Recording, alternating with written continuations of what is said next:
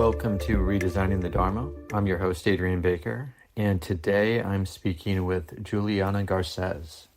Juliana is a visionary artist and spiritual seeker whose work reflects her deep commitment to raising the collective consciousness. Her journey with art is a continuous exploration of how visual forms can transcend language and open pathways to the infinite.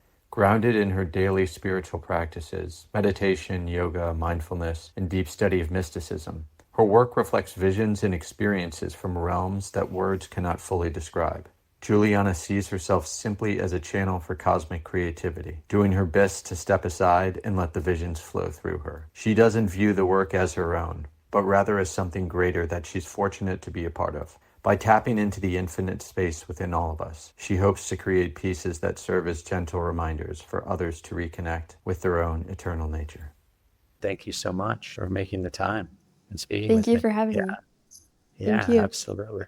Yeah, I've been wanting to speak with you for some time because when I came across your profile on Instagram, I was like, wow, this is someone else who's like into visionary art and they happen to be into, I don't know exactly what, if you're studying Hindu Tantra or whatever, but just the Shiva and the Shakti artwork. And it's rare to find people who are very much at that intersection. So I was excited by that. Thank you. Yeah, yeah. And not that it's rare that people are into Eastern religion, psychedelics, but specifically, and I want to get into the influences for your artwork, but it does have a specific kind of feel. And I don't necessarily, there's a lot coming understandably out of the more like South American imagery and style like that, but I don't often see it fused with like Hinduism or Buddhism or things like that. So that's what excited me about it because that's what I'm really into. So just wanted to say that. It's like to be talking to you. Wonderful. Thank you so Yeah. much. And absolutely, it definitely has a mix of all those things. I feel like I'm a mix of all those things and it becomes portrayed in my art. I'm originally from Colombia. And if you're Cool. familiar, Colombia, they work with yahe, also known as ayahuasca, and DMT. So that's something I was exploring. I've also been practicing meditation from a young age of maybe like 12 or 13.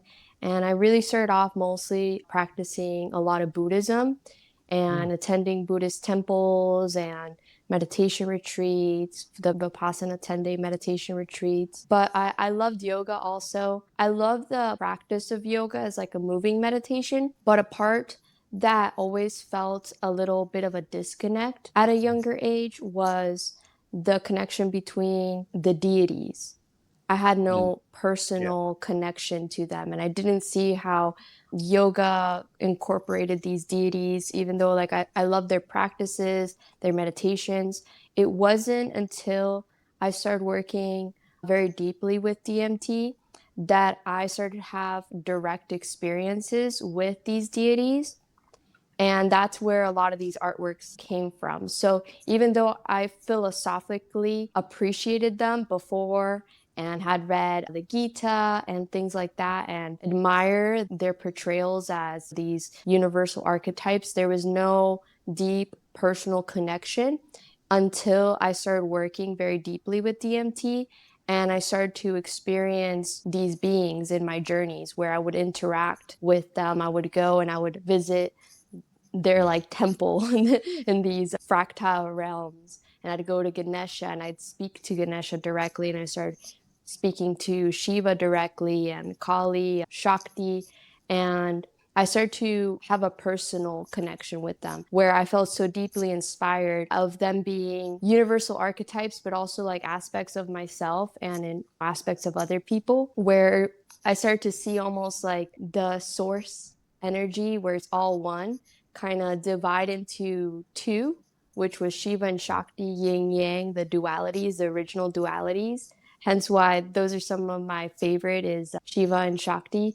And then the other major deities and saw them as like mirrors of myself, like an aspect of myself, and had a personal connection with them and felt so deeply inspired when I would go into these inner travels and speak with them that I felt I needed to portray them in these otherworldly hyperspace temples. And I ended up devoting a lot of years into making these massive artworks representing them. But that's only like a small aspect of So many things I'm into. And even though I would say day to day, I practice still very dedicatedly and with a lot of dedication, Buddhism and Vipassana meditation, I still feel a very personal connection with these deities, especially Shiva. I love Shiva so much that if I speak a lot about him, I'll tear up and stuff. Yeah, I can feel the devotion. I love it. There's Yes. so much that you said there I want to get into. I actually want to go back a sec just because I'm so curious with your biography and how you got into some of these interests. So, did you actually grow up in Colombia or did I you grew leave it? Yeah. I grew up back and forth. Like I would be Okay. there a few years and go to school, and then I'd come to the United States, and it was back and forth. At the time, it was confusing as a young child, but I love that I Mm. got to be exposed to both cultures. And maybe people that have come from two cultures can relate. Where if you're switching back and forth, you can almost see beyond culture, is what Yeah, I experienced. totally.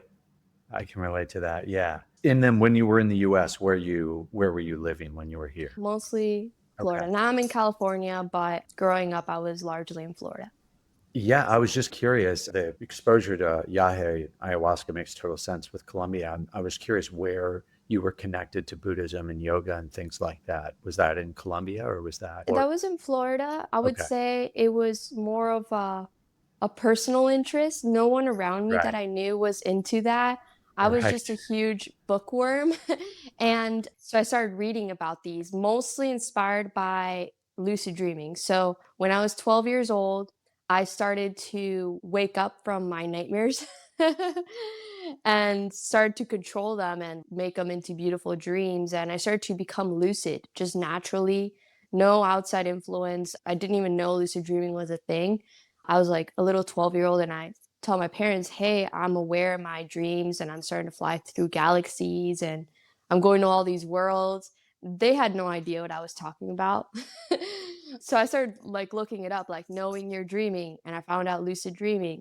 And I started to do a bunch of research and learned that, oh, if you meditate, it can help you. So I loved reading, and I would go to the bookstore and I started looking into Eastern philosophies and spirituality, and I would just eat this stuff up. I'd be so excited to, because I almost felt like I had experienced this opportunity that was so magical that no one else was talking about. Like I'd tell my classmates, I'd tell my parents, nobody knew. And I was like, I'm like exploring these incredible worlds in my sleep, and it's so magical and no one's talking about it. There's got to be more stuff out there like that. And that kind of created that curiosity for exploring consciousness that later, very shortly after, led me to exploring meditation and yoga and getting into all these things from a young age. Yeah. There are a lot of people now who are coming to psychedelics and, ayahuasca for a variety of reasons. It seems like the people though who are the true psychonauts are sort of these people who have that innate desire to explore consciousness. I felt the same thing from a young age.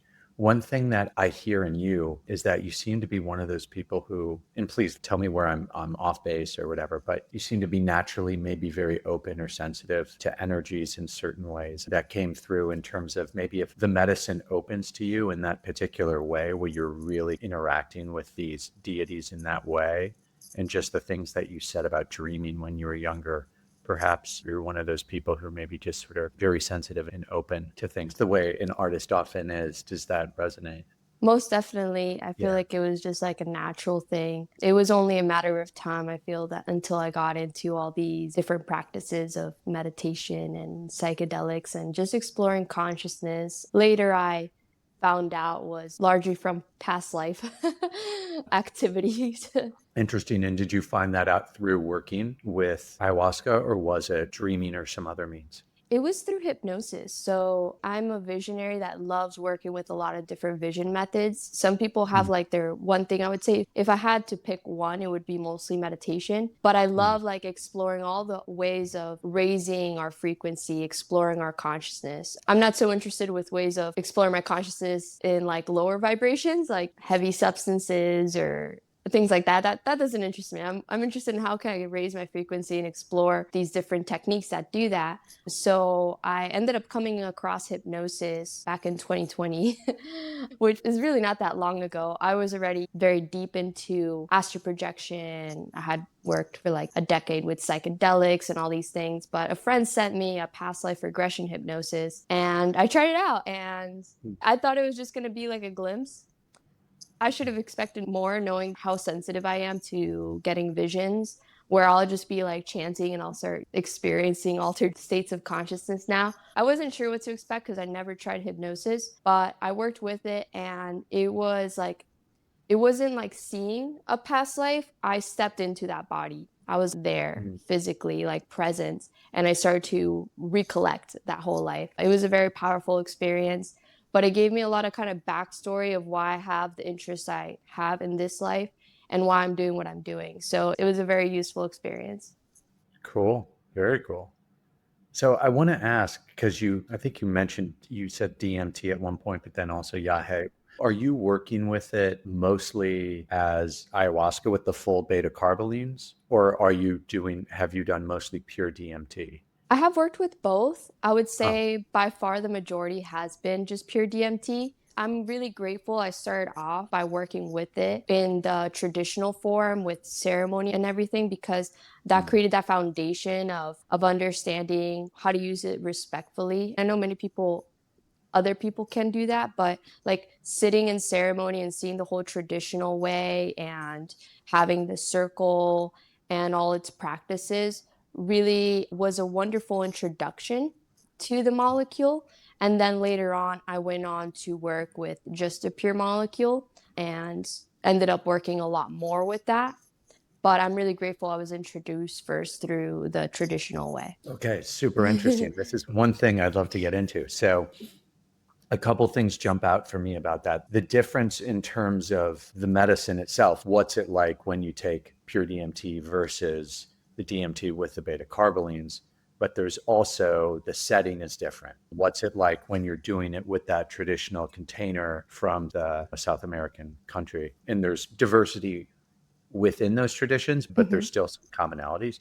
And there's a difference between sort of that traditional container and then doing it on your own in your own sacred space or with a facilitator where it doesn't have that. So let's start actually with just the setting itself. You talked a little bit about what you enjoyed, what you learned about the tradition. What do you enjoy about being outside that container or in a different container and working with DMT? I have to say, I really appreciate the traditional method. And I brought a lot of those things that I got a lot of use out of into doing it alone. Particularly, this is something I feel like might not be as fun, but it proves a wonderful result, which is putting time to prepare the body and the mind.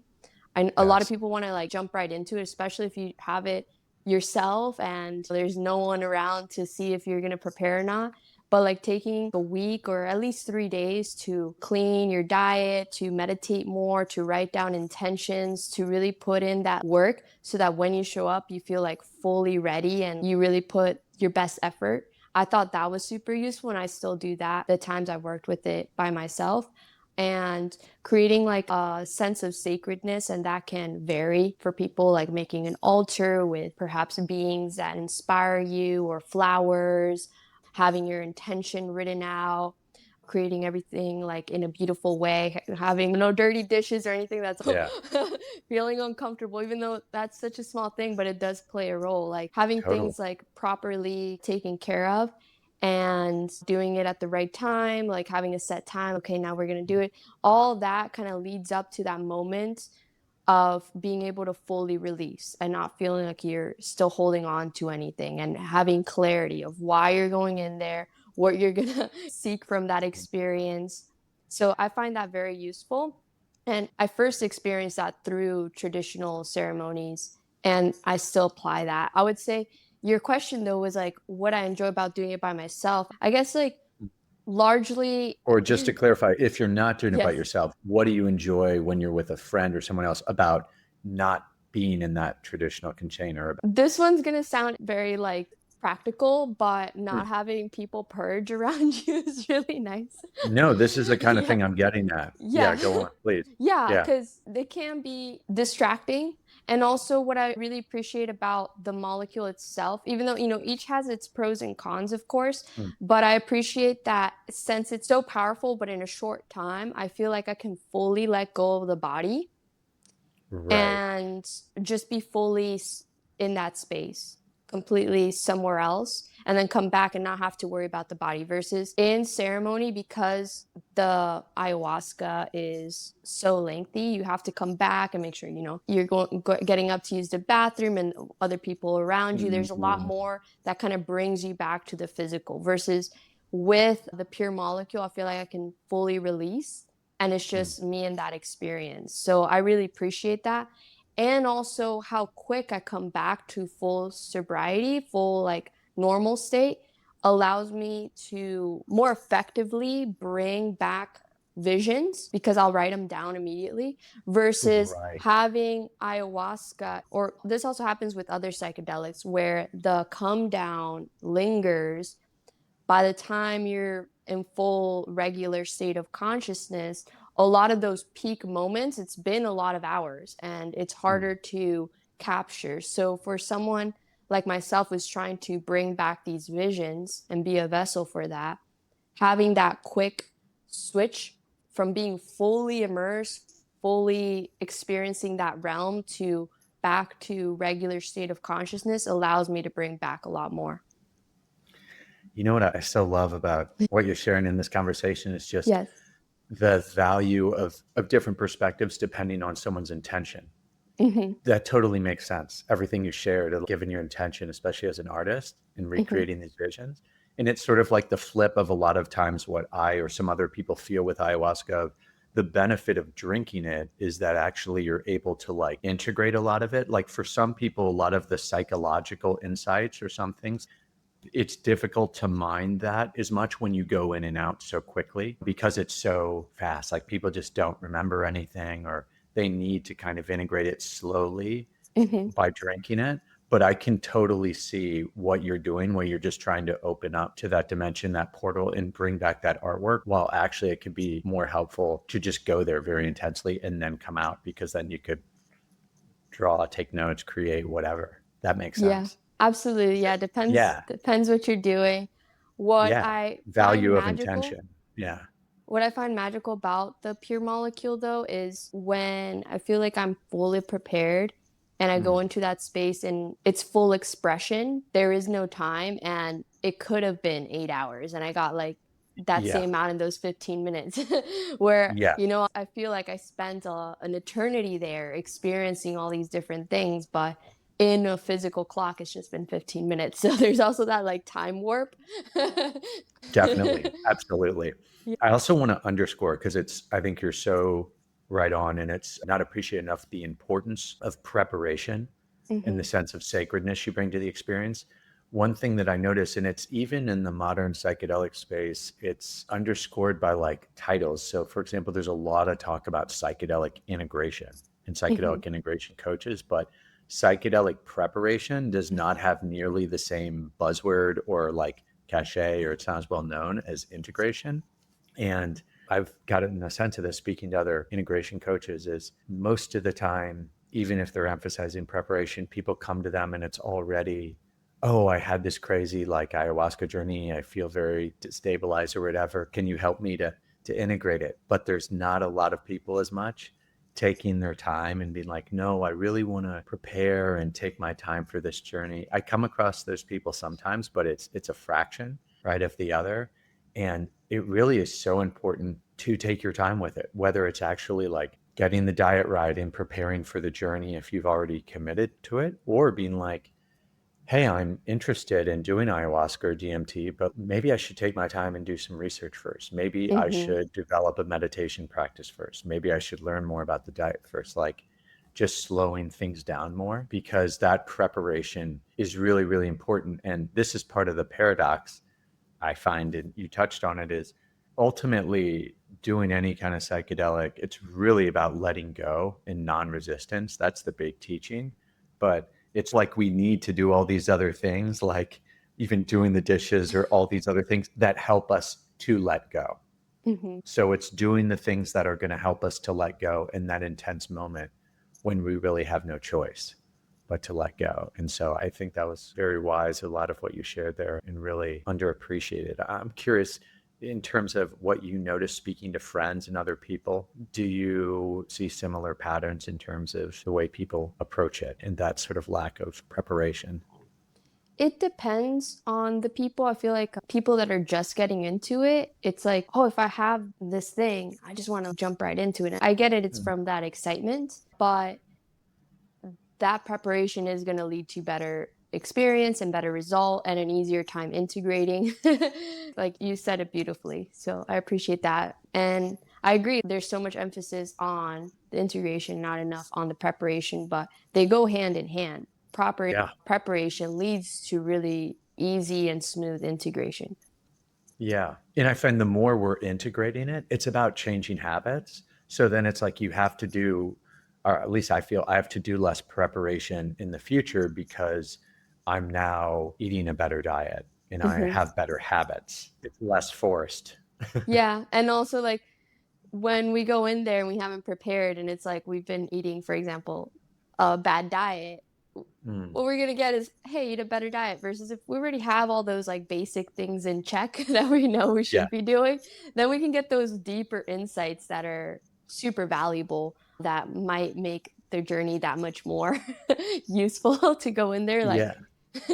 hey, like this maybe life purpose and things like that, other than, hey, you need to maybe eat better, right? Yeah.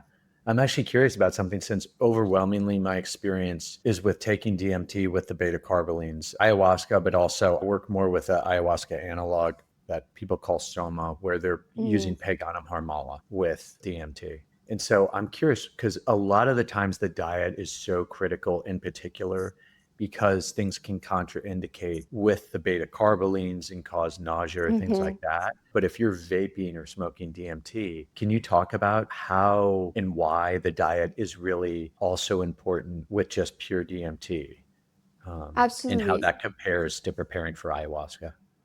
Yeah, so with ayahuasca, you have a very direct interaction, but it's still there with the pure DMT, even though it may not be as obvious.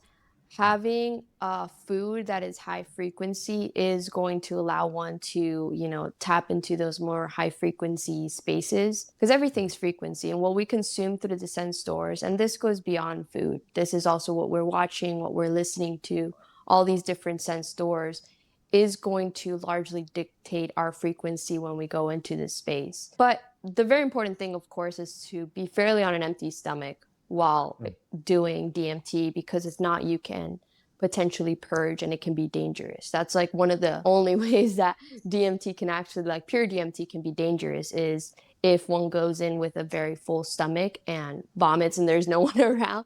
Very dangerous. So you want to make sure you've gone at least 4 hours without eating, ideally more. But before then, we want to make sure we're treating the body well and eating well, eating high frequency foods, fresh fruits and vegetables, all those, so that we feel our best, we feel high frequency. And when we can go in there, we're going in as the best version of ourselves so that we can have the most beautiful experience and not have an experience that's tough love, which sometimes Yeah. that's also useful, is the thing. Yeah.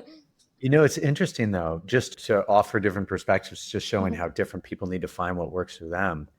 I know what you're describing is so true for so many people in terms of really needing empty stomach, and that's the traditional advice. However, my friend who facilitates and myself, we both eat pretty close to the ceremony. And Do for me, it's actually, ayahuasca? yeah, for Soma, we're doing Soma. so. Yes. It is a bit easier with Paganum Harmala Hmm. versus the vine for sure, but Hmm. it's still the same principle. It's the Hmm. beta carbolines, and then we're taking the chacruna.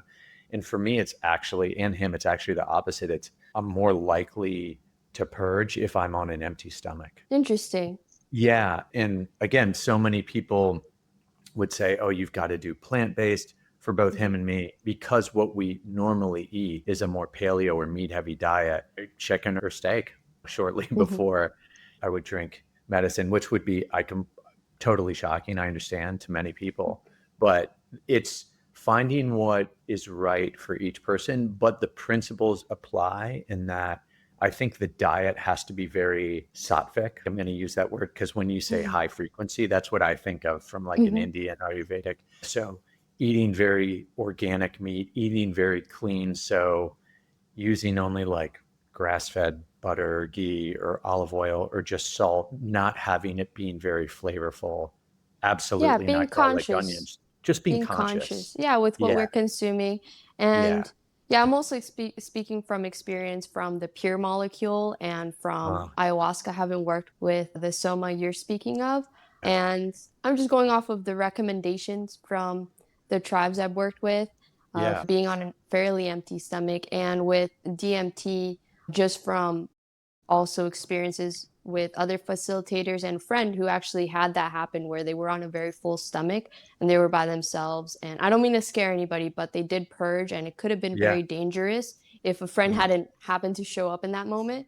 And we just want to avoid that situation. If anybody's especially doing it by themselves, it's good to just not have anything to purge, right? Yeah, yeah. No, I think it's Hmm. generally true for most people that they're Hmm. better off on an empty stomach. There's a reason that practice developed. Just wanted to nuance it a bit. Just goes to Yes. show we're all so different. Yes, once we Yeah. start getting experience and comfortable, that's definitely the advice I'd recommend to anybody new to these substances. But if someone that's already explored a bit and like yourself, then they can start playing around and seeing what works best for them.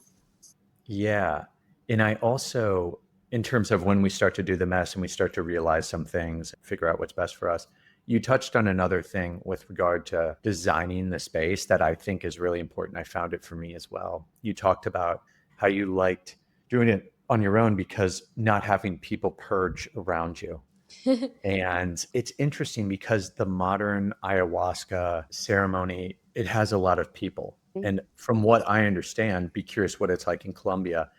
It seems like that wasn't necessarily the case a lot of times in traditional settings, but perhaps as ayahuasca became a business and you were Mhm. having group ceremonies, you started having 20, 30 people in these settings. And I just found that though it can be a really good practice for opening to compassion for other people's Mhm. suffering, the sheer sensory intensity of Mhm. having that, I found that the medicine can actually shut down what I'm going to open to. And my friend Mhm. who facilitates has noticed this as well for people because it sort of knows that if it's opening you so much and you're taking all of that in, it could actually be too much for the nervous system, the subtle body. And so I found I can actually go deeper when I'm in with just my friend who's facilitating or with a small group or I've got a private space or something like that. Have you noticed that as well in terms of not just feeling more comfortable, but the depth of your journey can actually, Yes, yeah, and each person's different. I'm a bit of an introvert and spend a lot of yeah, time in solitude and yeah, meditation. So personally, that's where I feel the most relaxed and I can release the mm, deepest.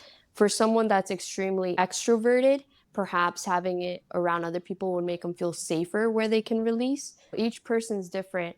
And there's a perspective shift that can make that experience very beautiful, such as someone that's a huge extrovert and they love community. They want to connect with the collective consciousness. That's a very beautiful, direct way. Send them love right there, but it mm, is, in my personal experience, a very intense sensory overload when you're seeing all this and exploring realms, but you're also hearing like 10 people purge at once. It feels a little disoriented.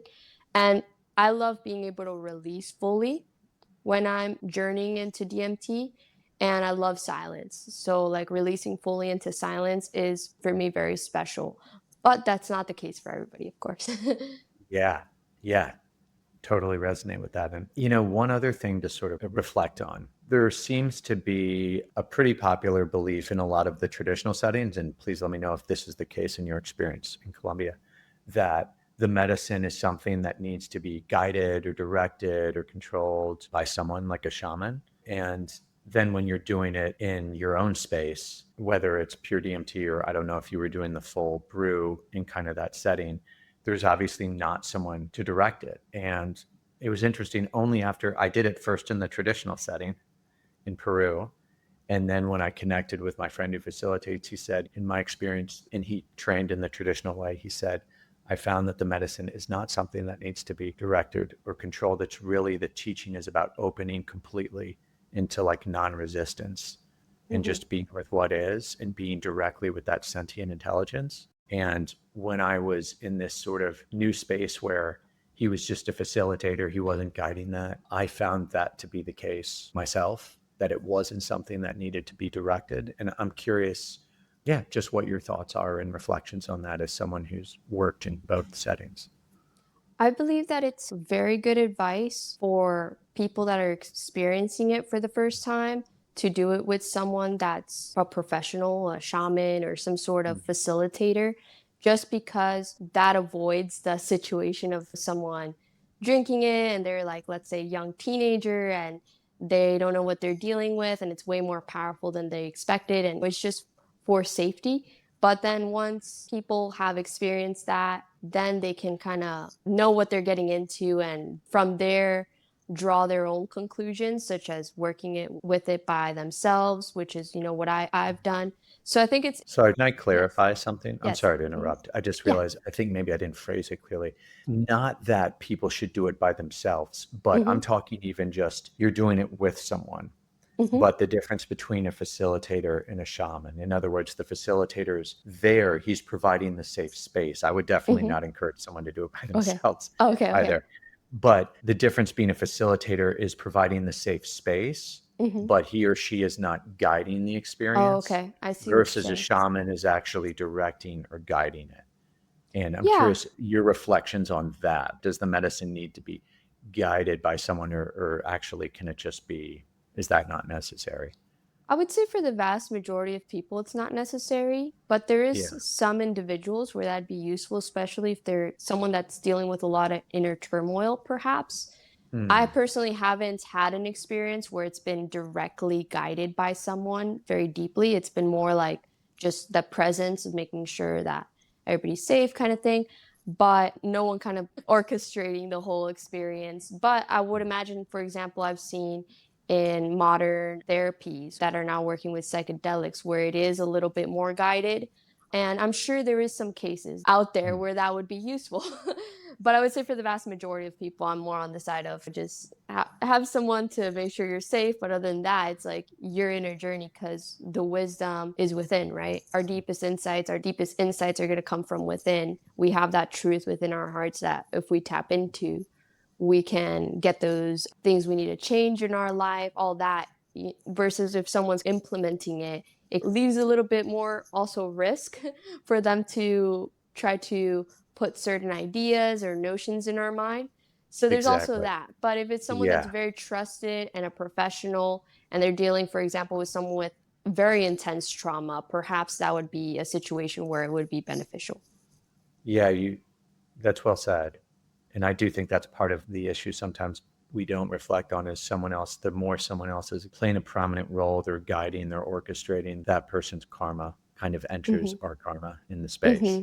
It's just something worth reflecting on for someone who is going to enter that traditional space. I want to geek out with you on your meditation practice for a Mm-hmm. moment. And then we're definitely going to circle back to the notion of accessing the deities and talk about that in the Wonderful. visionary art.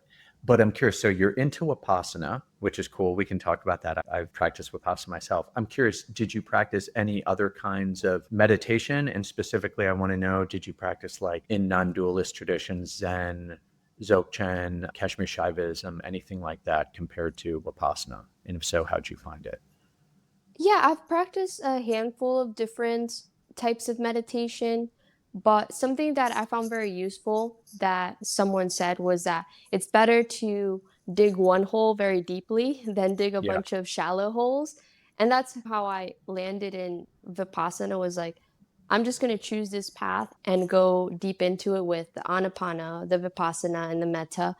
And just focus on developing those. Even though in the past, one that I really did enjoy and I still kind of sometimes sprinkle it in is questioning of who am I? Oh, so you The did some Advaita. self inquiry. Yes, some of Yes. that is I find very interesting. And of course, Wonderful. there's so many different types of meditation. from various types of visualization and things like that. But I think picking one and going deep into it seems the most useful. I think that is generally good advice. So we could make a distinction Hmm. between there's Vipassana as a practice, right? Hmm. But in Buddhism, and including the earliest Buddhism, right, they talk about the first of the Eightfold Path is right view. So the Hmm. view is very important.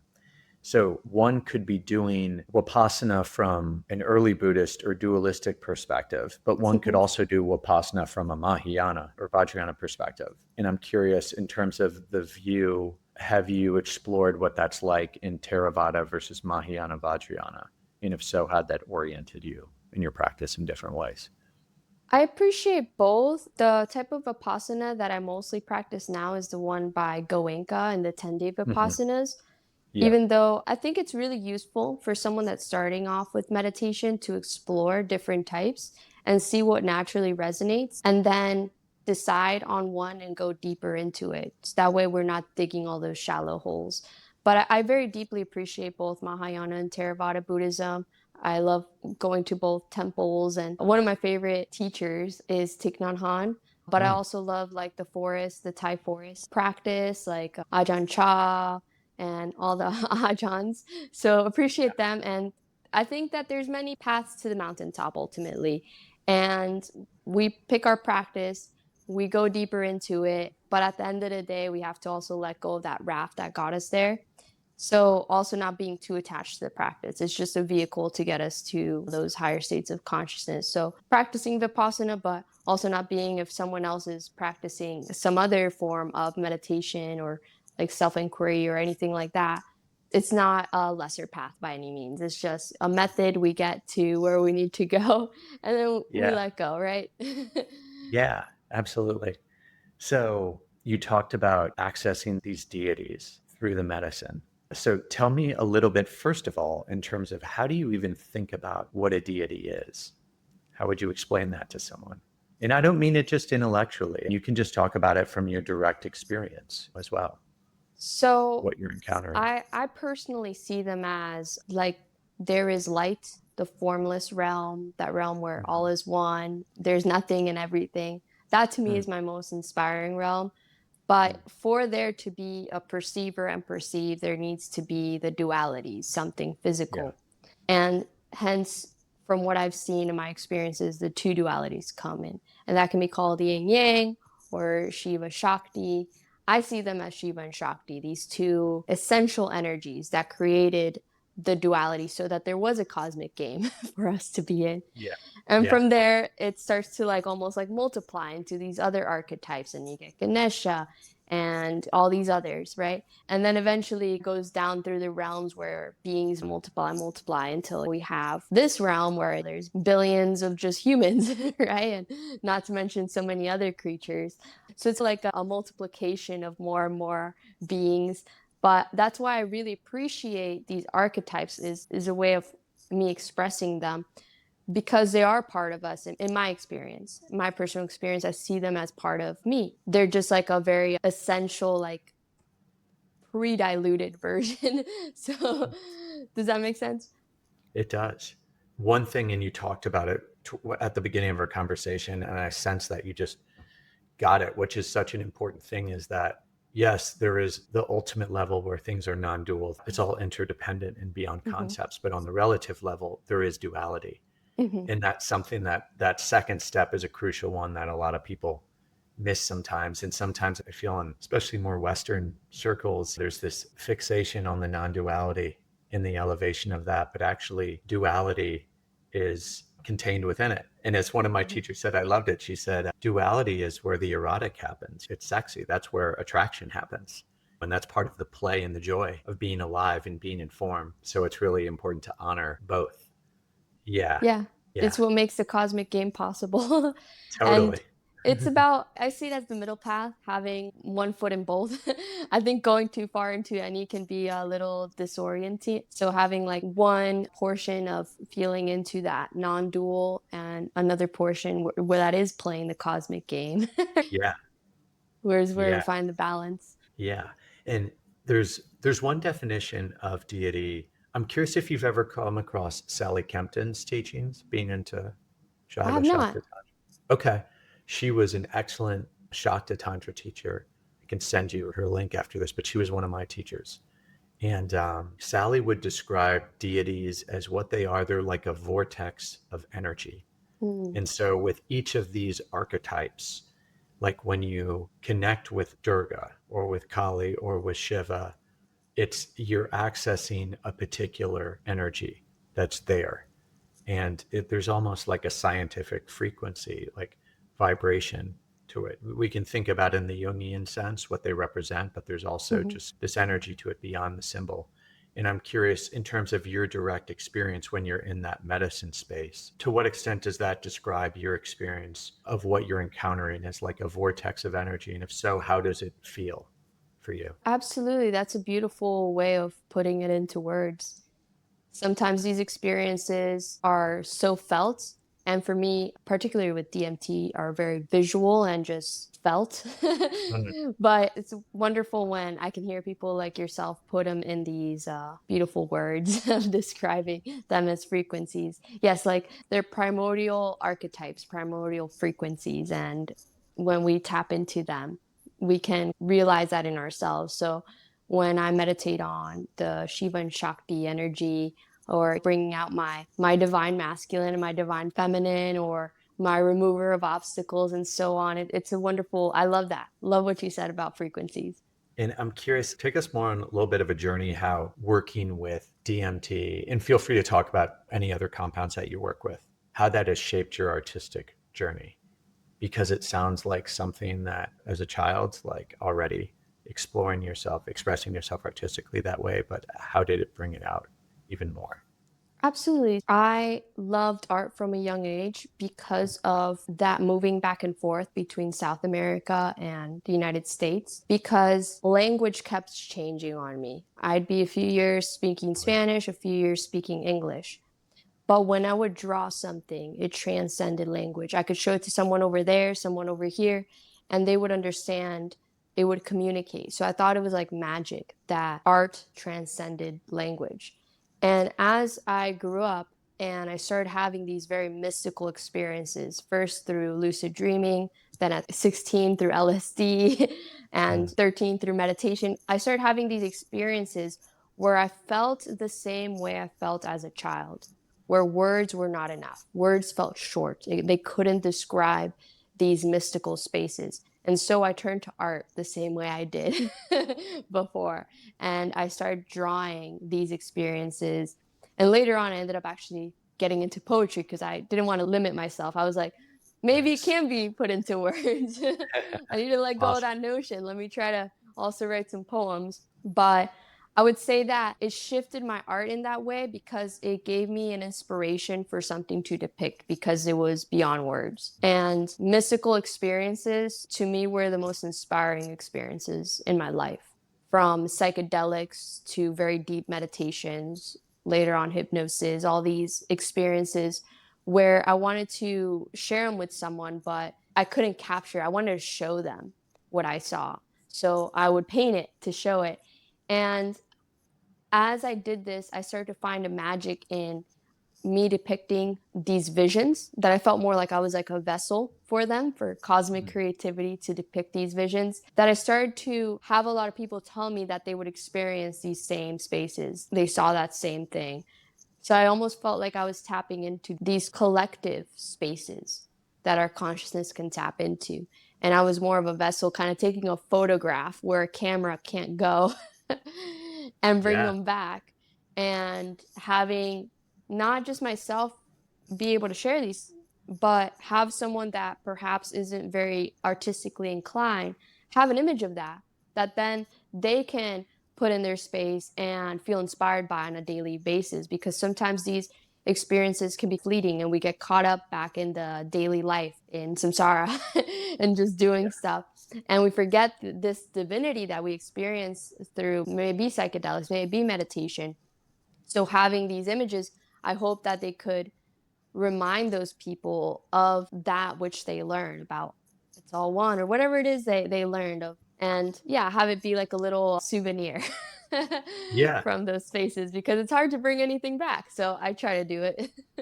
that's so cool. And I love the way you describe it. It actually feels like this is like a form of the Ikaro for you. A lot of times, like with the medicine, it's my friend Ronan, who facilitates, he describes it as what we're doing with the medicine work is becoming a superconductor. It's removing those blockages from the channels, which is what yoga does, right? It's Mhm. removing these karmic knots from the channels. And the more we clear ourselves, the more that Shakti, that life force can flow through us more freely. And that Ikaro, that creativity can flow through us. And that can come through as like in the more traditional way as song. It can come through as Mhm. dance. And in your case, it seems like the Ikaro is like this beautiful visionary art that's coming through. Absolutely. That's Yeah. something I'm super passionate about right now is connecting to cosmic creativity and actually trying to teach others how to do that. So I've been doing a lot of guided meditations to Mm. get people to kind of move their mind out of the way so that cosmic creativity can come through. So that's something I'm pursuing right now is expanding from just doing visionary art to helping others tap into that cosmic creativity, which I feel is something that has helped me a lot to learn to become a clean vessel for things to come through. And it's always a never ending process of just cleaning the vessel, becoming more and more transparent for the light of source, for cosmic creativity, for those messages to come through, working on those guided meditations and seeing where it goes. Yeah. Can you talk a little bit more about some of those like hacks or however you describe it for helping to sort of drop the cognitive mind into open to cosmic? Yeah, it's pretty simple. It's through stillness, it's through quieting the mind. Because Mm. deep within us all is that infinite creative vastness where all true creativity comes from. It's just the mind gets all cluttered with thoughts, with past and future. And if we can just find stillness and move that out of the way, it's there, it's our nature. So these guided meditations I've been doing, it's a way of just coming back to the present moment, finding stillness, quietness, inner silence so that we can hear those creative ideas, maybe to write a song, to paint, to come up with an idea for a business, whatever it is, it's all already within us. It's just about moving out of the way. Yeah, absolutely. By the way, Juliana, I forgot to ask at the beginning, how old are you, if you don't mind me asking? 29. 29. I'm just Yes. asked because I'm very impressed. You're a precocious, quick learner, and I'm very impressed by your emotional maturity and how you've really, I think, picked up on a lot of these lessons and things I'm still learning as well through the medicine. Thank you. Respect. Appreciate that. Yeah, yeah, absolutely. We're just Um, sharing notes. yeah, yeah, sharing totally. notes, We're sharing notes learning on the with each path. other. Yes. Yeah. What's your, and I'm certainly asking this for myself, you seem to be someone who's naturally been creative or artistic from a young age. And some of us, I feel, maybe have some blockages around that. We know we're creative in some ways, but we've got some sort of identity attachment where we think we're not creative. What can be helpful for those kind of people to cut through or move that kind of obstruction around this Yeah. limiting belief of I'm not creative or artistic? I would say there's a few things that can help. First and foremost, deeply letting go of that notion that one is not a creative person, knowing it's just a notion, and that we are in a universe that is infinitely creative and we're a microcosm of that. And Hmm. so we can have that energy flow through us just as much. So getting rid of that notion and then making sure, like I was speaking of before, all those inputs from the sense doors are high vibrational. So if we're trying to have creative ideas, but we're watching dark movies and consuming dark music and doing all these things that are low frequency, our output is also going to be the same. So we're going to output very similar frequency unless we're like super intensely our own frequency, which you have to be far along for that. So for the vast Yeah. majority of people, including myself, being a conscious curator of what we're consuming through all sense doors. That really helps. That way, our vessel is nice and clean. So now we've let go of that notion, our vessel is clean, and then it's just finding more silence, more stillness, inner silence, inner stillness. For me, and I highly recommend this, that's meditation. That's a very direct way. But for people, it may just be going on a quiet walk in nature. Maybe it's just going in the car and not listening to anything, just finding more times of silence making tea very mindfully without anything playing, just listening to the sound of the birds and just creating more moments of stillness, of silence for those ideas to come through. Nice. Yeah, I think that's great advice. And something you said there, I really liked it. I made a note of it. Being a conscious curator of what we're consuming through the sense doors. And what that brings up for me, having studied and practiced in different yogic, and by I mean yogic, like I'm including Buddhist Hmm. traditions, is through this notion of equanimity. And there's Yeah. different sort of views around that in different traditions, because in some ways, I think some traditions would say they emphasize this notion of yoga as viveka or discernment. So we should be very conscious of what we're letting in through the sense doors. And a lot of the early Vedic traditions are around like where we draw that boundary.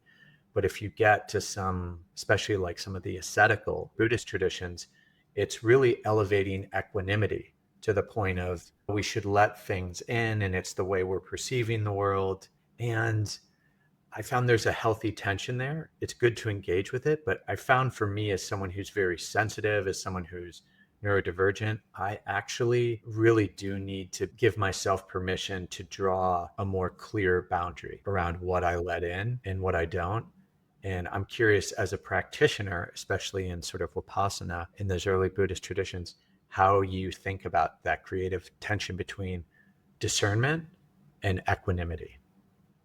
If something's a choice, we should choose to go with those things that are more high vibrational and pure, because that's creating that inner foundation. If we have the choice, we should definitely go ahead and just choose the pure thing. And then we can create this inner peace, inner stillness, because all we're consuming is high vibrational. So that when we go out into the world and we have things that we are exposed to that we don't have the choice, we're as ready as possible, right? So that it's like we go to the, let me say, like the gym to lift weights so that when we go out into the real world, we can be strong and lift it up. So we Mhm. are applying that strength we've gathered. So in our own life where we're having the choice whether, hey, should we listen to this beautiful, inspiring chant, or should we listen to this music that's very degrading and dark, we can make that positive choice so that when we go out, we're already filled with positive energy. And let's say we go and now we're at a store and we don't get to choose what we're listening to. We already have that really solid foundation. So I think it depends. Like if something's a choice, why not choose the good thing, right? I'm with you. I feel that's not the message. I mean, if you read sort of Thai Mhm. forest tradition or a lot of early Theravada texts, that's not the message that's given. But I happen to share your perspective. I think that's the difference also between someone who's trying to live life as a householder versus Mhm. an aesthetic as well. But Yeah. also a lot, I do have to mention, even those traditions, like the Thai forest traditions, they do have rules, like where there's like the eight precepts of not listening to music and not consuming shows for entertainment. Mm. You wouldn't find a monk reading like something sexual or things like that. So they are making those curated choices.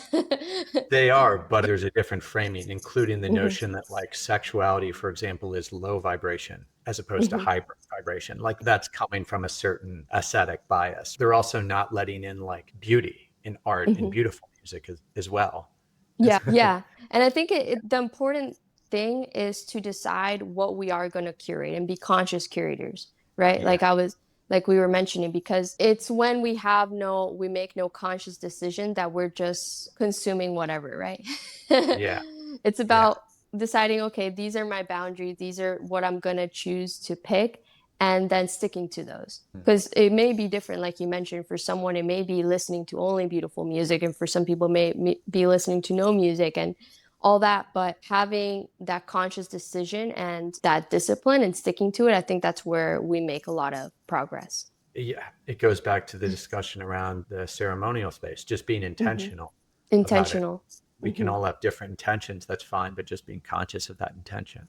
One thing I wanted to ask about your creative process, and I think I saw this from the website, like you're creating some art now that is Are you using AI or using technology? And I'm just curious what you're enjoying about that, and then what's different from the more traditional, Absolutely. So creative I process. started being a professional artist long before AI was Yeah. even a thing.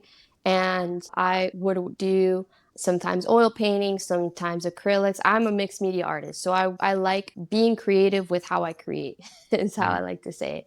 So I liked mixing medias, and sometimes I would mix like some degree of digital with acrylic and layer it and do all kind of I like not only having the artwork be creative, but how I made it be creative. Mm. And at first, I know there's a lot of kind of controversy whether artists should use it or not. And I do have to say, I hope that these platforms start using the images they input into it more ethically. Because I know there was some platforms that were taking from artists without permission, which I do not agree with that. But it's out of the box, right? It's out. And if we can't resist change, it's like when the car came around and people were like, no, I'm going to just stick with my horse. Over time, we got to embrace change. So Yes. I intentionally try to ask myself, how can I implement this tool without it being the final result? Because Mm. I don't want it to take away my creativity, because my creativity is direct as much as I can with cosmic creativity. I don't want it to make the art for me. So now I'm in this stage where it's still pretty new. This is a huge thing in the art world that we've just been experiencing. It's just like when photography came around. It's going to take Mm. some years to integrate and see how we're going to implement this. And from that, AI artists came out. Just like when the camera came out, photographers were invented basically.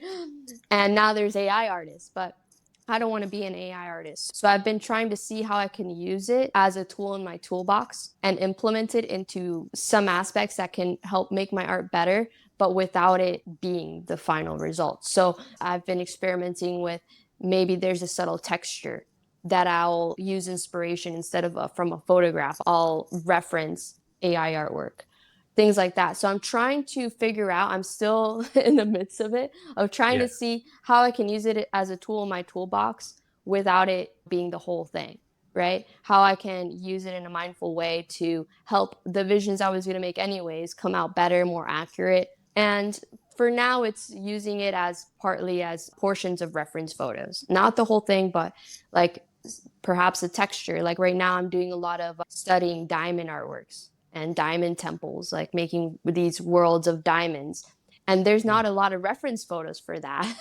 So looking at textures inspired by, okay, like a column made out of jewels and studying that. And then from there, going and making an oil painting of it. So I'm still playing around with how I can implement it. But I think this is something that in art history we'll look back at, and it will be just as impactful as like when the camera came around. Before that, artists were making realistic artworks. That was their job. They were the cameras. And the camera came around and it completely changed everything. That's where abstract artwork started, because they were like, well, now we don't have to make the realistic portraits. Now Mm. what do we do? And they're like, okay, let's paint how we feel. Let's throw paint. And it changed everything.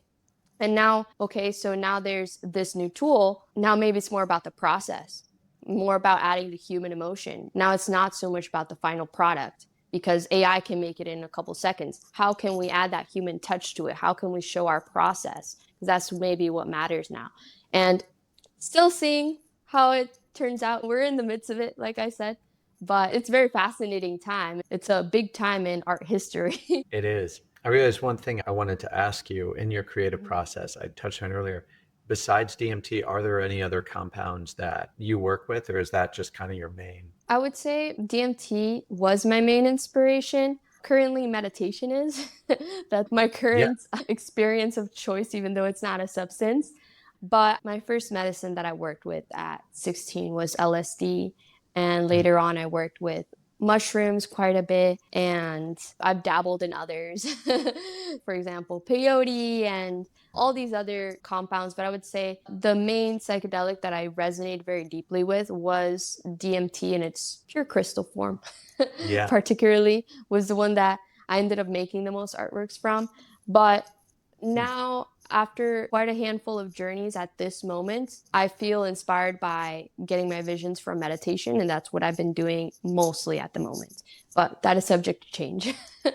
Yeah. I love that you're open about that. It also makes sense for someone who's so open in that sort of artistic way. It makes sense that perhaps you just didn't need as much to cut through, like just a little bit really did it for you because you were already so open to that dimension. Yeah. And Yeah. I worked with it for a lot of years. I started Mm. working with psychedelics at 16. Now I'm 29. And between that time, I worked quite a bit with DMT. And it got to a point where in deep meditation, I can access a lot of those same spaces. So it became DMT is within us also. So Yes. if Yeah. we like go through that doorway enough times, we get familiar with it. And Yeah. then there's no need for that exterior substance to get us there. So there's also Yeah. that. Yes. Absolutely. And that's what's so interesting about DMT or ayahuasca or soma. It's DMT is endogenous to the body. Yeah. Yeah, and not to mention 5-MeO, that's a whole fascination also. Did you do that as well? Yeah, I only worked with that one. I've only worked with it once, Mm. but I have to say it was probably my top experience. It's definitely epic for sure. For sure. Yeah. Yeah, but for art purposes, it transcended all forms, so not much Yeah. to paint regarding it, but Right. definitely for life inspiration, very useful. Yeah, that's well said as well regarding from the artistic perspective. That makes total sense. So, yeah, Juliana, I really enjoyed this conversation. I appreciate your time. Do you want to let people know about any upcoming offerings that you have or projects on the horizon? Just if any of my work inspires you, that's what I make it for, ultimately, to raise the consciousness. And if anything, just go meditate. And if you don't know how to meditate, I have lots of guided meditations that will help people tap into that place of inner stillness. I believe that I'm here on this earth to help people tap into that. May that be through artworks, through poems, through guided meditation. So if any of those things inspire you, that makes me happy. Awesome. So we'll be sure to include your website, social media handles, all that so people can find you. Thank But you. just thank you so much for your time, Juliana. I really enjoyed this Thank conversation. you. Same here. May all beings Okay. be happy and well. Absolutely. Okay. Take care. Thank you for listening to this podcast. If you enjoyed it or found it helpful, please consider subscribing to Sahaja Soma on YouTube, rating the Redesigning the Dharma podcast on Apple or Spotify, or sharing this episode with someone who might benefit from it. Any and every little bit helps.